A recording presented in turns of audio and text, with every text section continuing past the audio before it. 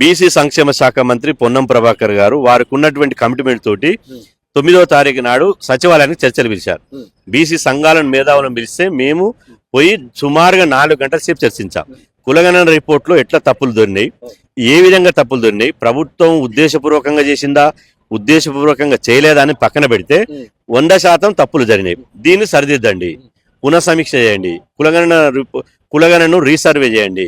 అదేవిధంగా మీరున్నటువంటి మైగ్రేషన్ అయినటువంటి పీపుల్ ఎవరైతే ఉన్నారో వాళ్ళకు ఒక యాప్ అవకాశం ఇచ్చి వాడు దుబాయ్లో ఉన్నా, బొంబాయిలో ఉన్నా, బొగ్గుబాయిలో ఉన్నా పాల్గొనేటట్టు టెక్నాలజీని ఉపయోగించి ఒక యాప్ డెవలప్ చేయండి.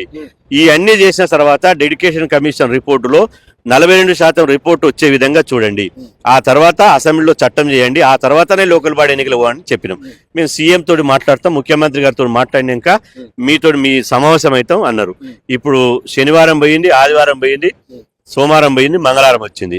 ఇలా దాదాపు 50 గంటలు పోయింది. 3 రోజులు గడిచినా ప్రభుత్వం నుంచి ఎలాంటి సమాధానం లేదు.